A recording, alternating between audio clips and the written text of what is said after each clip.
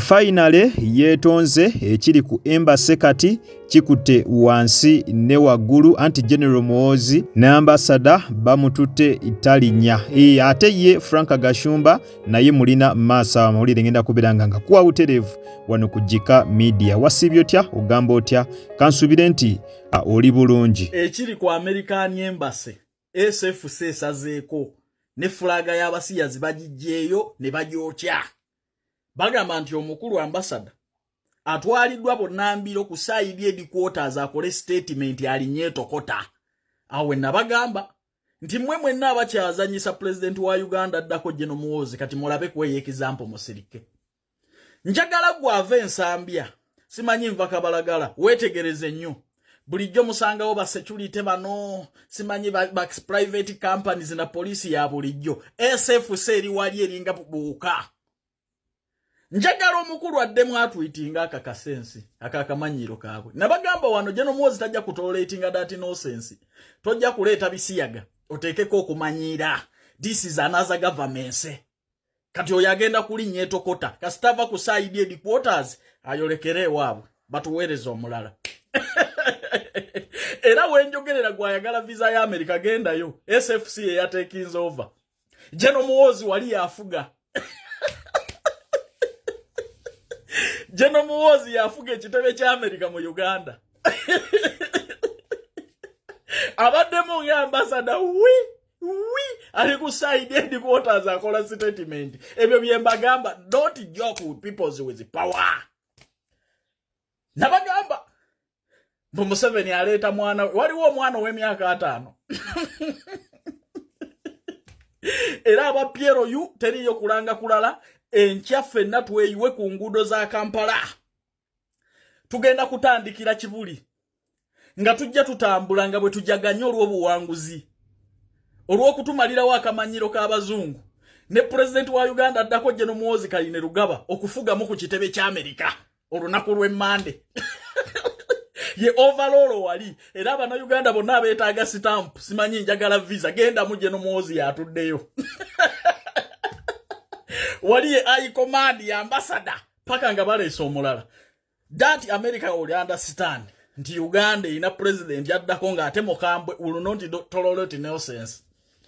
Kati aba Piero yumwe kubireko mu ngalo that achievement is done. Ebuterevu yonno ye mukulu Calvin Kayanja ngagezako kutuwa updates kuchiri ku embassy essaawa eno naye nga updates ezo zatuwadde infu nnyo nga bw'okiwulira kubanga abaatuuseko ku embassy balina information era gye batuwadde. Kankuzanyira akatambi Buterevu era tweyongereyo maaso n'amawulire amalala. Ladies and gentlemen, it's Monday morning, 9 a.m. We are about to witness the U.S. ambassador apologizing to the dictator, apologizing to the drunkard general. Simanyi generali akyebase mumuzukuse mumugambe eddakiika ziweddeyo oba eddakiika tezimumala atubulire lefa tumugamba amwongeremu eddakiika mmeka mze yayongeddemu obudde buweddeyo. Twagala kulaba ambassador nga apaakinze emigugu ng'ali ku kisaawe obanga amaze okwetonda. Yes, that's it.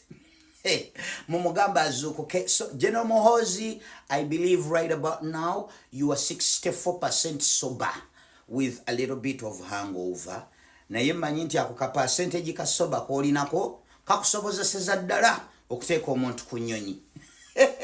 Mukwano tolwawo twagala tukakasa nti toli General wa Biyenje. Omanyi ng'oyagala tukakasa nti toli General wa Biyenje. Kwekola ebyo ebinene ensi yonna byetya awo tukakasa nti ono ddala generali. Tukakasa nti toli General wa Biyenje naye kasitone temengalike n'oli ebigambo byo. Because American government is not ready to swallow their words. They say they don't negotiate with the terrorists. So if they don't negotiate with the terrorists, I believe they cannot even negotiate with the dictator. They will not swallow their words. So we are waiting for you, General Muhoozi Kaine Rugaba. We are waiting to see the American ambassador on the next flight. Yes, buterevu embeera nno bwetyo ku Embassy bweyimiridde. Embassy eya Amerika embeera ekyatambulira ddala bulungi nga bulijjo bwetambula, ekitegeeza nti tewali kyatuuseewo. Omukulu alabika n'okwetonda teyeetonze, ate nga n'omufulumya tebaamufulumiza nga bwe babadde basuubiza. Gye buvuddeko mukimanyi bulungi nti omukulu bano yali yabawansalesale wa lunaku lwa leero. Singa baba tebeetonze obutasukka leero, bagenda kubeera ng'essaawa yonna bafulumizibwa eggwanga Uganda. Wabula nno era we bukeeredde abantu bangi babadde beesunze okubeera nga ate munnange balaba ku General Muhoozi ng'afulumya omukulu Ambassador wa Amerika ku Embassy wane Uganda. Wabula ono ye tebannaba kulabika nga bamufulumya. Era abakeddeyo ku Embassy bagamba nti Embassy emirimu gitambulira ddala bulungi nga bulijjo, ekitegeeza tewali kyabaddewo.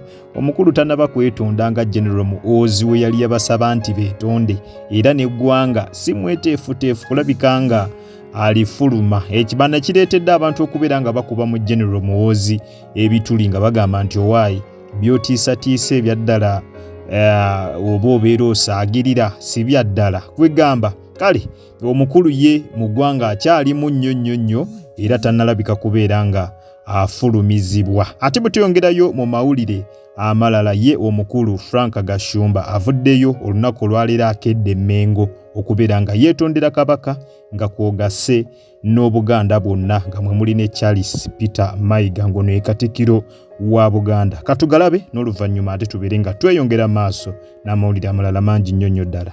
Zize kuzzaawo nkolagana ne Katikkiro wa Buganda. Era ebyo mbimusabye mu ofiisi ye, kubanga namumanya banga ddene nga alina lofaamu gye bayita Buule and Mayiga. Yes, ekyaliwo. Okay. Ne mumanya nga ate minisita wa Ssaabasajja Kabaka, minisita wa information. Programu yo gye wakola nga bayabangawo Lwakutaano, nga nze ne maama wange tugiwuliriza nnyo. So obumulumulu bwe bubeerawo situba na mirembe. Obumulumulu bwe bwaliwo, mukwano gwange Bishop gwensinga okwagala mu Uganda ayitibwa Silvers Jumba yaŋŋamba oli mu Katoliki ate oli w'ebuddu, buno obugulumbu situkola ki situbwetaaga. Ne bambi n'omugenzi Kizito Lwanga ne Judy Mbabaali yali gavana w'e Masaka, y'ensonga ekoze eki endeese wano. Nga nkusaba enkolagana gye twayina egende mu maaso. N'ebigambo bye twakosa nga si birungi, olumu kitulinnya. Oluvannyuma lw'omukulu Frank Gashumba okubeera nga yeetonda bw'atyo ne Katikkiro wa Buganda Charles Peter Mayiga amusonyiye era amwanukudde mu bubaka obufaanaganako bwe buti. Nkusaba weerabireko. Okwetonda nkukkiriza era n'enkolagana eddewo, naye n'abalala tobavuma. Yogera bwogezi wa bwino yeetaagisa. Bw'ojjayo bwino akweyimirira. Oli yambuuza olumu, ekyamazima yali ambuuza ku ggwe n'ettamala emirundi nti naye lwaki tobaanukula? Ne mbagamba nti kubanga byenkola tebiriimu mavuunya, bijja kunneeyimirira. Katonda mwebaza nti kituukiridde olwaleero ggwe nojja neweeyogerera ensonga eno, era ndowooza nti okukkaatiriza kabaka kye yatugamba okwetonda kya buntu bulamu. N'olwekyo twagala tubeere bantu balamu, tuzimbe eggwanga eryeyagaza. Uganda si nnene nnyo naye nnene ekimala ffenna okubeeramu. Awo nno kano kabonero kalungi, era nammwe abazze okubaawo nga ndowooza bano bazze kubaawo nga bajulizi baga naye ddala Gashumba agenda ddala gamba nti azze kuzzaawo nkolagana. Ndowooza mwebali nammwe kujja obujulizi mubufunye. Katuzimbe Buganda tugize ku ntikko ne Uganda etebenkere. Yes, buterevu yonno ye mukulu Frank Gashumba olunaku olwaleero avuddeyo n'ayolekera eri Obuganda Emmengo abeere nga yeetonda olw'okubeera nga yayisanga mu Mmengo n'Obuganda bwonna, naddala mu Kabaka eggaali ne Charles Peter Mayiga bonna abayisangamu eggaali ng'abavumanga olutatadde. Gye buvuddeko ne famire era eyatamale mirundi ebaavaayo ne bagenda Emmengo babeere nga beetonda nga beetonda on behalf of Tamale Mirundi, kubanga Tamale Mirundi bwe yali nga akyali mulamu naye yayisanga nnyo eggaali mu Kabaka, yayisanga nnyo eggaali mu Katikkiro ne Buganda yonna ng'agissaamu eggaali ng'abavuma olutatadde era oluvannyuma lwa famire okubeera nga yagenda ne yeetonda neesonyiwibwa n'omukulu leero Frank Gashumba akutte ekkubo lyerimu n'ayolekera n'abeera nga ate munnange yeetonda era bw'atyo asonyiwiddwa nga bw'eri enkola eya Kabaka ne Katikkiro okubeera nga basonyiwa nga bwe basonyiwa abantu okuviira ddala emabega ne basonyiwa ne Tamale Mirundi n'omukulu Frank Gashumba bw'atyo era asonyiwiddwa era enkolagana ye ne Buganda eddiziddwawo, enkolagana ye mu makkati ge ne Buganda ekomezeddwawo kwegamba ke yeetonze buli kimu kyonna kiwedde nga bw'okimanyi Buganda nnene tosobola kugirwana ne bw'obeera nga ggwe ani oba ani tosobola kulwanyisa Buganda n'olowooza nti onaamalako era gye bikomekereza okomekereza weetonze okomekereza weemenye nga weenenyeza nga Frank Gashumba bwe yakikoze nga famire ya Tamale Mirundi nayo bwe yakola ki nayo bwe yakikola. Butereevu nyongera okujjukiza kyobadde kujjika media era nga gwe wena tanaba kulabika nga osubscribinga era maaso subscribinge olikinge okommentinge ate era osharinge terabala kutaninga on notification bell yo Butereevu ojja kubeera nga ofuna notification buli lwembeera nga akutereddeyo video empya nakugamba osanga kalango onauna toka skippinga kubanga engeri gyonzo okulabika nga ate munnange osupportingamu emirimu gyange gino kwata mu kigalo Butereevu video ino ojja kubeera nga ogimperedde like mwabatulabira ebweru w'eggwanga kusana mmwe abatulabira waka mu ggwanga Uganda nyongera okwebaza nti mwebale nnyo mwebalire ddala temujjanga okwo omukama abampeera ekyo kyennyini kye musingira ddala okwagala weekuumire ku mukutu amawulire tukyakomawo namangi nnyo ddala gwe likinga video subscribinga likinga endowooza osobola ogintera mu comment section bw'obanga olina ekintu kyonna ky'owabulamu osobola okimpandiikira Butereevu wansi awo mu comment section nja kuba nkisoma ate mbere nga nkiteeka mu nkola Butereevu weekuumizi ku mukutu tukyakomawo n'amawulire amalala mangi nnyo ddala kale munzikirize berekereze akuume atakumira mpeera bagaliza akawungeezi akalungi mweraba.